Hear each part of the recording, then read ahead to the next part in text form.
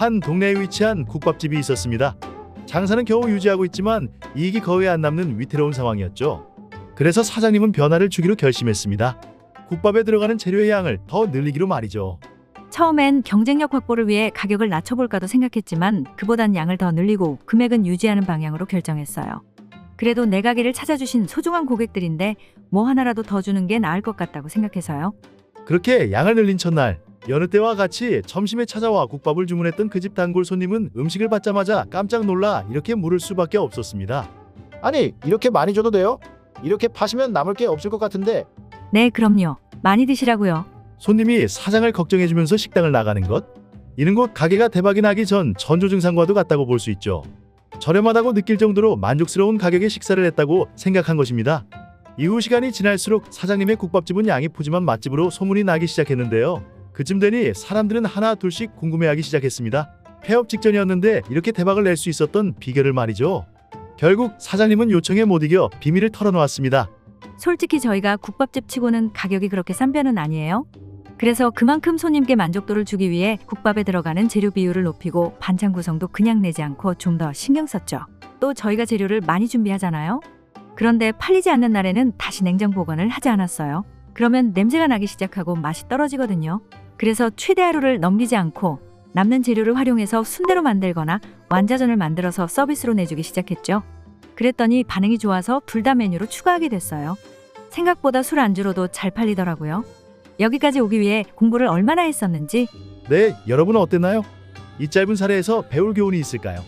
바로 우리가 의지만 있다면 출구가 안 보이던 매장이라 하더라도 여전히 전세 역전을 할 수 있는 방법과 기회가 있다는 것입니다. 방법을 찾으려면 하나라도 더 알아야 하고 기회를 잡으려면 계속해서 시도해봐야겠죠? 그래서 이번 영상은 국밥집을 운영하시는 분들 그리고 창업을 고민하시는 분들을 위한 31가지 정보와 상식을 꽉꽉 눌러 담아왔습니다. 모든 성공의 시작은 이렇게 기초체력부터 단단히 다져놓는 일인 거죠. 자, 그러면 국밥집 창업 당신이 몰랐던 31가지 지금 시작합니다. 여러분, 일단 국밥집 할 건데 역시 프랜차이즈가 괜찮겠지? 라고 생각하셨다면 이제 그 생각 그만하셔도 된다는 말씀부터 드리겠습니다. 국밥은 굳이 프랜차이즈를 찾아서 먹지 않는 음식 중 하나이기 때문이죠. 혹여나 레시피, 재료 수급 때문에 고민이셨다면 전혀 걱정하지 않으셔도 됩니다. 개인 브랜드로도 충분히 승부를 볼 수 있는 아이템이 바로 국밥이니까요. 그러면 먼저 국밥의 종류에 대해 자세히 알아볼까요? 1. 뼈해장국. 뼈해장국은 감자탕이라고도 불리우죠. 근데 왜 감자탕일까요? 돼지 등뼈가 메인으로 들어간 요리인데 말이죠. 사실 이 어원에 관해서는 여러 의견들이 있습니다. 다들 한 번쯤 돼지 등뼈의 노란 척수 부분을 감자라고 하는데 이것 때문에 감자탕이라는 이름이 생긴 거다 라는 썰을 들어본 적 있을 겁니다. 그런데 사실 이건 잘못된 이야기예요. 돼지 등뼈를 감자 혹은 감자뼈로 불렀다는 사실은 밝혀진 바가 없기 때문이죠. 비록 오늘날에도 어원에 대한 답은 나와 있지 않지만 일반적으로 인정된 썰은 돼지뼈의 부정적인 의미를 감추기 위해 감자를 내세웠다는 썰, 그리고 고기가 귀한 시절 먹기 힘든 부위인데다 약간 남은 살과 뼈로 우린 국물에 감자를 넣어 끓여 먹던 것을 감자탕이라 불렀다는 썰이 있습니다. 2. 뼈해장국. 뼈는 국내산, 수입산, 감자탕 전문점 95% 이상이 수입산 등뼈를 사용합니다. 국내산 등뼈보다 수입산의 살밥이 많이 붙어 있기 때문인데요. 우리나라는 발굴 기술이 발달해서 등뼈의 살조차도 남기지 않고 걷어내지만 수입산의 경우 대충 썰어내기 때문에 고기가 많이 남아있어 수입산 등뼈를 사용하는 곳이 많습니다. 국내산의 장점이라고 하면 담백하고 고소한 육수 맛인데요. 그런데 어차피 육수는 양념으로 보완할 수 있으므로 그것 말고는 큰 차이가 거의 없습니다. 그래서 대부분의 감자탕 매장에서는 수입산으로 사용하는 편입니다. 가격은 아무래도 수요가 더 많은 수입산이 국내산보다 비싸게 판매되고 있다고 합니다. 3. 뼈해장국 누린내. 뼈해장국은 돼지 특유의 누린내만 잡으면 맛없게 만들기는 힘듭니다. 누린내를 잡기 위해선 돼지고기 핏물을 10시간 이상 빼주는 것이 중요한데요. 피냄새에서 잡내를 많이 느끼기 때문에 핏물을 싹 빼주고 시작하는 것입니다. 누린내를 잡는 꿀팁 두 번째는 바로 애벌 삶기입니다. 육즙이 빠지지 않게 끓는 물에 5분 정도 한번 삶아주는데요. 이때 생강, 팥뿌리 등 돼지고기 냄새 잡을 때 많이 쓰는 채소, 향신료 등을 넣고 삶아주면 잡내를 확실하게 잡아줄 수 있습니다. 4. 뼈해장국 소스. 뼈해장국에서 없으면 서운한 것 바로 겨자 소스입니다. 대부분 간장이나 겨자 소스를 제공해주는데요. 밋밋한 살코기를 맛깔나게 해주는 뼈해장국에서 없어서는 안 될 존재입니다. 일반적인 겨자 소스 말고 본인들만의 특제 소스를 제공하는 곳도 있습니다. 한 예시로 성수동에 위치한 소문난 성수 감자탕을 살펴보면 겨자 소스 베이스에 고추와 양파를 넣어 감칠맛을 증대시켰는데요. 확실히 간단하지만 일반 겨자 소스와 비교가 되는 레시피로 잘 알려져 있고요. 손님들에게도 인기가 매우 좋다고 합니다. 5. 뼈해 장국 재료. 뼈해 장국에서 빠지지 않는 재료가 있습니다. 바로 우거지와 시래기입니다. 우거지는 배추잎을 말린 것이고 시래기는 무청을 말린 것인데요. 국물이 잘 배어있는 우거지를 선호하시는 분들이 많기 때문에 대부분의 레시피에 포함되는 재료입니다. 그런데 요즘에는 이 두 개가 필수 재료 목록에서 빠지기도 하는데요. 프랜차이즈 일mit집의 경우 우거지나 시래기를 넣지 않고 오로지 돼지 등뼈와 목뼈, 감자, 파만 넣고 최소한의 양념만 가미하여 뒷맛이 깔끔한 국물 맛을 선보이고 있습니다. 이러한 레시피도 의외로 꾸준한 인기를 얻고 있다고 하니 참고하시면 좋을 것 같습니다. 6. 뼈해 장국 안주. 국밥집은 식사만 파는 게 아니라 술장사로도 매출을 꽤 올릴 수 있습니다. 국밥집 종류에 따라 다르지만 주로 전골류나 수육류 등을 술안주 메뉴로 구성하여 판매하고 있는 곳이 있는데요. 뼈해 장국도 마찬가지로 전골로 즐길 수 있도록 구성이 가능하고 또 요즘에는 뼈찜, 뼈구이 등의 메뉴가 새롭게 구성되는 추세입니다. 뼈찜은 갈비찜과 비슷한데요. 갈비 대신 등뼈가 들어갔다고 보시면 됩니다. 뼈구이는 매콤한 양념 혹은 간장 소스를 바른 등뼈를 직화로 구운 것이고 가게에 따라 자작하게 국물을 얹어주는 곳도 있습니다. 저도 한번 먹어보았는데 정말 소주가 술술 들어가더라고요. 7. 순대국밥. 다음은 순대국밥입니다. 돼지뼈를 푹 고아낸 사골국물과 순대를 포함한 각종 고기 건더기를 푸짐하게 먹을 수 있는 저렴한 외식거리로 경제 성장기의 우리나라에서는 노동자 계급의 소울푸드로 통했습니다. 국민 전체 경제력과 생활 수준이 크게 향상된 요즘에는 국밥 요리 자체에 대한 선호도가 낮아지고 있지만 중장년층들의 경우 술안주로 예나 지금이나 선호도가 높으며 주머니 사정이 넉넉하지 않은 대학생들에게도 수요가 높은 편입니다. 8. 순대국밥. 순대. 들어가는 순대가 일반 순대이냐 고기 피 순대냐에 따라서 맛이 또 다르며 내장의 식감을 싫어하는 경우 순대만 넣어주세요라고 하면 순대만 넣어줍니다. 아예 메뉴판에 순대, 내장 둘 다 들어가는 기본 메뉴에 추가로 순대만, 내장만을 표기해두는 곳도 많습니다. 가끔 막 끓여서 나온 순댓국 안에 순대가 당면은 팅팅 불고 창자 껍질이 밖으로 말려있는 경우가 있는데요. 이를 본 일부 사람들이 재활용 순대를 써서 그런 것 아니냐는 의문을 제기하는데 사실 그런 건 아닙니다. 방식의 차이 때문에 이런 일이 일어나는 건데요. 보통은 당면 순대를 따로 쪄둔 뒤 잘 끓여진 순댓국 안에 마지막으로 순대를 넣고 손님에게 내어주는 것이 일반적인 순댓국집의 레시피라면 이 과정을 생략하고 생순대를 조리가 되기 전 국물에 넣고 함께 끓여버리는 방식을 택할 시 종종 이런 일이 일어나는 겁니다. 사실 조리 과정에선 크게 문제는 없지만 받아보는 손님 입장에선 썩 끌리지 않는 비주얼이기 때문에 되도록이면 첫 번째 레시피로 만드는 것을 추천드립니다. 9. 순대국밥 고기. 순대국밥엔 순대를 비롯하여 돼지머리 머릿고기와 내장류가 들어가는데요. 순댓국의 여러 부속 재료들은 돼지를 도축한 뒤 남은 부산물로 살코기와 지방으로 이루어진 돈육과 달리 원가가 상당히 저렴한 편입니다. 순댓국에 넣어 먹기도 하지만 그 자체로 삶아 먹기도 하는데요. 약간의 잡내가 있다고 하더라도 일단 가격이 싸고 영양과 맛에서 절대 부족하지 않은 가성비 높은 재료들입니다. 단 내장들인지라 철저한 세척은 필수라는 점 잊지 마세요. 10. 순대국밥 밑반찬.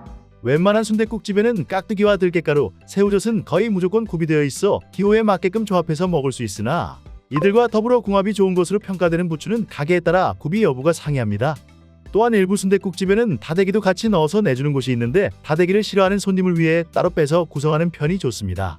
이외에도 간혹 깻잎이나 대파 썰은 것, 다진 마늘을 내놓기도 합니다. 11. 순대국밥 가격. 순대국은 대표적인 서민 음식으로 싼 값에 건더기가 많은 것이 미덕으로 여겨집니다. 그래서 사람들도 순댓국 한 그릇이 1만 원을 넘기면 비싸다고 생각해서 잘 안 가려고 하죠. 요즘은 물가가 올라서 만원 초반대까지는 어쩔 수 없이 가지만 그 이상을 넘기면 가게에 찬바람이 불기 시작하는데요. 그래서 요즘은 요령껏 대체를 하고 계십니다. 육수를 직접 우려내 장사하던 곳들은 가스 대신 전기 인덕션으로 바꿔 오랜 시간 푹 끓여도 부담되지 않게 하고 있고 혹은 육수를 사골롱 추객이나 원팩으로 바꿔 자신만의 레시피를 접목시켜 파는 곳도 있습니다. 객단가를 높이는 다른 방법으로는 세트 메뉴를 구성하는 것인데요. 순대, 수육, 부속고기 등을 접시에 담아 국밥과 함께 제공하는 형식을 많이들 적용하고 있습니다. 12. 돼지국밥. 다음은 돼지국밥입니다. 경상도에서 시작된 돼지국밥은 지역별 특징이 다릅니다. 밀양식 돼지국밥은 소뼈로 육수를 내 맑은 국물 색이 특징이고 대구식 돼지국밥은 내장과 같은 부속 부위를 다양하게 첨가한 점이 특징입니다. 그리고 부산식 돼지국밥은 돼지뼈로 육수를 우려내 탁한 색을 띠고 있다고 합니다. 지금은 이 세 가지 방식이 혼합되어 지역에 구분 없이 팔고 있습니다. 밀양, 부산, 대구 외에 울산광역시, 경상남도에서도 돼지국밥집을 많이 볼 수 있습니다. 경산시, 경주시, 청도군, 포항시 등 경북 지역에서도 마찬가지입니다. 단 부산, 밀양만큼 흔하지는 않고 경상도를 나오면서부터는 사골 국물에 내장 부속을 넣는 순댓국에 더 가까워졌습니다.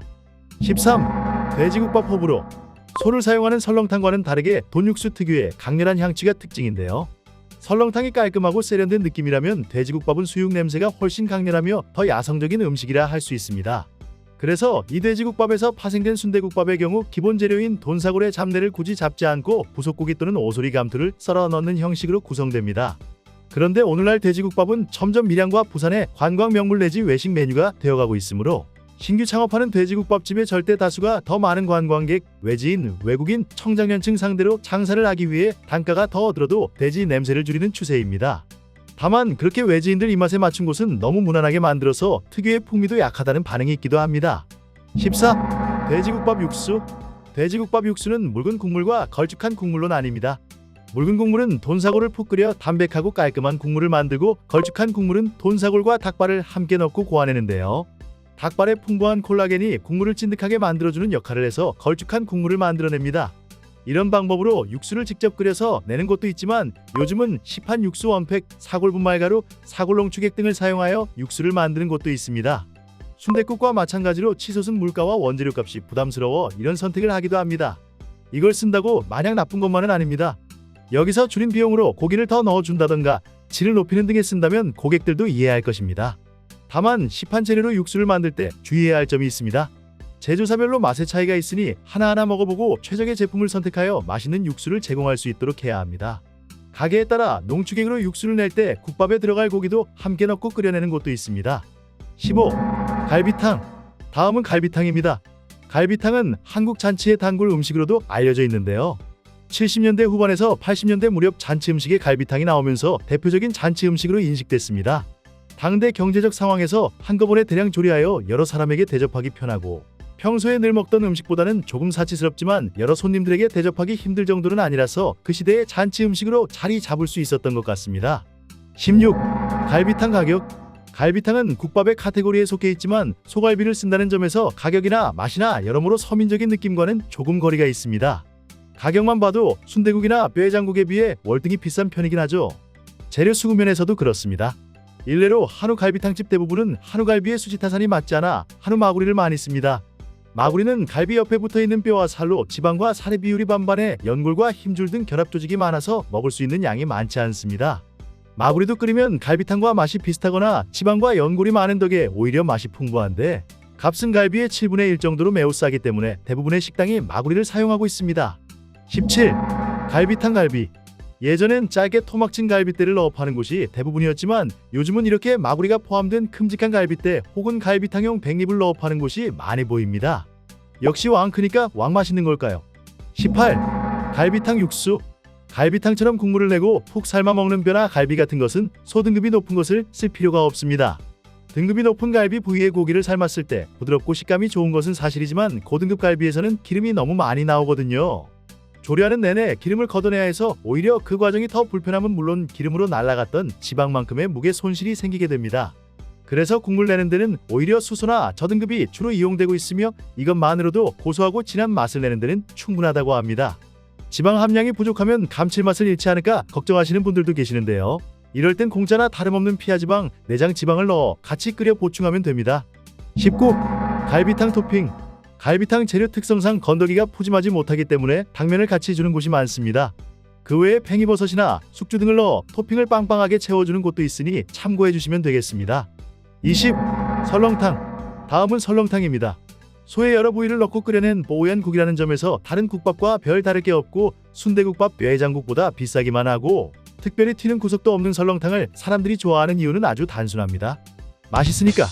21. 설렁탕 비하인드. 1920년대에는 값이 싸고 품위가 없는 음식이라고 천대받기도 했습니다. 하지만 설렁탕의 저렴한 가격, 빠른 서빙, 슴슴하면서도 중독적인 감칠맛 3박자에 설렁탕을 취급하는 가게가 폭발적으로 늘어나 경성에만 설렁탕집이 100여 개가 넘었다고 합니다. 체면 때문에 설렁탕집에 드나들길거렸던 양반, 모던보이, 모던걸들과 심지어 조선 내의 일본인들까지 설렁탕을 집이나 회사에서 주문해 먹기 시작하며 거리마다 원조 배민나이더 설렁탕 배달부가 넘쳐났습니다. 포지션상 오늘날 한국 요식업계에서 짜장면이나 치킨 등이 차지하는 위상과 비슷하다고 할 수 있습니다. 물론 배달 주문만 한 게 아니라 직접 설렁탕집에 가서 먹기도 했습니다.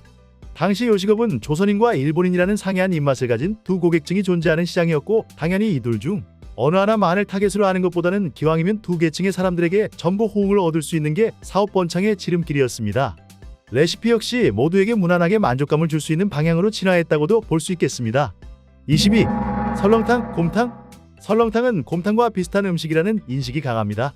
하지만 곰탕은 고깃국물, 설렁탕은 뼈국물이라는 말도 있듯이 설렁탕은 뼈와 도가니를 많이 넣고 끓이기 때문에 국물이 탁하고 뽀얀 색깔이 특징입니다. 하지만 시판되는 레토르트 식품 중 곰탕이라고 쓰여 있는 것은 사골국물 위주라서 탁한 국물의 설렁탕에 가까운 경우가 많습니다. 곰탕의 경우 사골을 사용하더라도 고기와 같이 끓이다 보면 색깔이 다시 투명해집니다. 곰탕과 설렁탕을 구분하기 힘든 이유는 요식업체들이 판매 중인 곰탕과 설렁탕이 위와 같은 사전적 정의와는 다르게 변화했기 때문입니다. 곰탕은 거부감이 높은 기름을 줄이고 설렁탕 국물처럼 사골 국물로 구성하는 경우가 많고, 설렁탕도 내장의 냄새가 나고 유통이 어렵다는 이유로 고기만 들어있는 경우가 많기 때문에 차이점을 꼽기 어렵습니다. 23. 설렁탕 육수. 사골과 도가니, 양지를 주로 국거리로 쓰며 10시간 정도 고아내면 고기와 뼈 속에 있는 성분이 흘러나와 국이 유백색을 띠게 됩니다.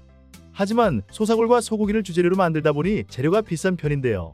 그래서 설렁탕집에서 원가를 줄이기 위해 다양한 방법을 쓰고 있습니다.